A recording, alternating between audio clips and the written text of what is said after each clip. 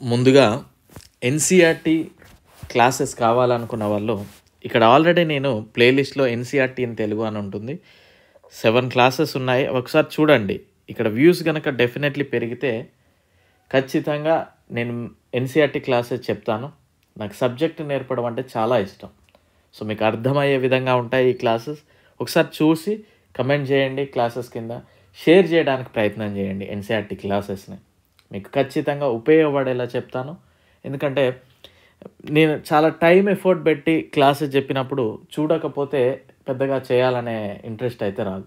So మీకు ఇలాంటి classes కావాలనుకున్నప్పుడు కొద్దిగా మీరు సపోర్ట్ చేయాల్సిన అవసరం కూడా ఉంటుంది. లైక్ చేయడం, షేర్ చేయడం ఇలాంటిది చేయండి. ఒకసారి మీరు ఆలోచించుకొని ఎన్సీఆర్టీ క్లాసెస్ కావాలనుకున్న వాళ్ళు ఈ క్లాసెస్ చూడండి, షేర్ చేయడానికి ప్రయత్నం చేయండి. ఇంకా coming to the topic, 39th day NTPC 2024 November 22. So ఈరోజు ఏం టార్గెట్గా పెట్టుకుందామనే చూద్దాం. మీరు ఏ బుక్స్ చదివినప్పటికీ కూడా ఇలా టార్గెట్ పెట్టుకొని చదవండి, ఇంప్రూవ్మెంట్ కనిపిస్తుంది.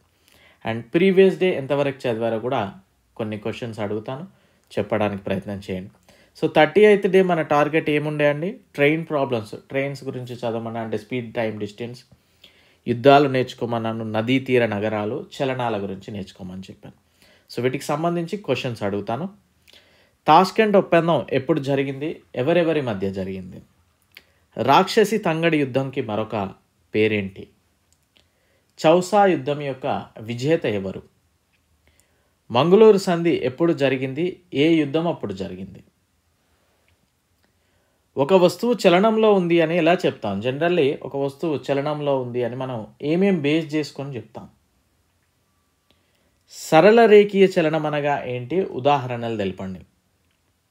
ఉజ్జయిన్ ఏ నదీ తీరాన ఉంది? మదురై ఏ నదీ తీరాన ఉంది? యమునా నదీ తీరాన ఉన్న ప్రముఖ నగరం ఏది? రాజ్కోట్ ఏ నదీ తీరాన ఉంది?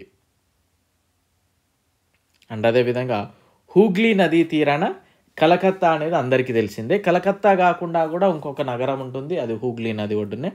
ఆ నగరం పేరేంటి? ఈ 11 క్వశ్చన్స్కి ఆన్సర్ చెప్పడానికి ప్రయత్నం చేయండి. సో మన యొక్క యాప్ లాస్ట్ బెంచెస్ హబ్ అనే యాప్ని డౌన్లోడ్ చేసుకోండి. లింక్ డిస్క్రిప్షన్లో ఇచ్చాను. టెలిగ్రామ్ ఛానల్లో కూడా జాయిన్ అవ్వండి. సో మినిమం రెస్పాన్సిబిలిటీ, ముందుగా మనం కోర్సు తీసుకునే ముందు మీ యొక్క మినిమం రెస్పాన్సిబిలిటీ ఏంటి అంటే యూట్యూబ్లో క్లాసెస్ చూడండి. మీకు రైల్వేకి ఉపయోగపడుతున్నాయా లేదా అనేది ఒక అంచనా వేసుకోండి. సో లాస్ట్ బెంచ్లో కూర్చొని క్రాక్ చేసేవాడు ఏమేమి చదువుతాడో అవి మాత్రమే ఉంటాయి. మీకు అన్ని ఎగ్జామ్స్ కలిపి అన్నిటికీ ఒకటే కోర్స్ అమ్మే ఛానల్ అయితే ఇది కాదు. సో రైల్వేకి ఏం కావాలో అవి మాత్రమే ఉంటాయి. డౌన్లోడ్కి ప్రింట్కి అవకాశం లేదు, ఎందుకంటే స్టూడెంట్ టూ స్మార్ట్ అన్నట్టు. ఒక్కరు బై చేసి గ్రూప్స్లలో షేర్ చేస్తూ ఉంటారు. సో అందుకే ఆ చాయిస్ లేదు. అండ్ మాక్ టెస్ట్లు అయితే మన దగ్గర లేవు, అది కూడా గమనించండి. ఓకే. సో ఇండివిజువల్ మీకు ఆల్రెడీ 50% ఆఫర్ ఉండేది కాస్త 40 అయింది. ఈ 40% ఆఫర్ కూడా రేపటితోటి క్లోజ్, సాటర్డే తోటి క్లోజ్ చేస్తా ఉన్నాం. ఎందుకంటే తక్కువగా ఇచ్చి మీకు ఏదో మంచి చేద్దాం అనుకుంటే మంచి కంటే చెడే ఎక్కువగా ఉన్నది. సో అందుకే ఈ 40% కూడా రేపటితోటి తీసివేయడం జరుగుతుంది. Individual subject 60 rupees only, and NTPC group D 300 rupees.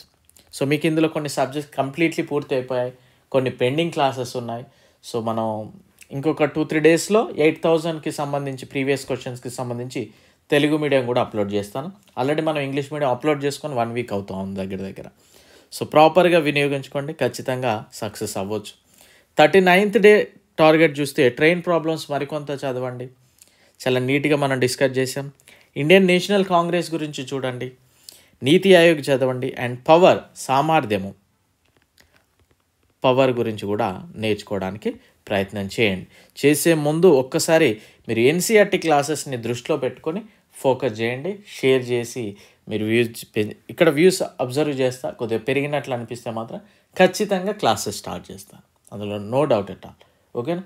So I wish you very good luck.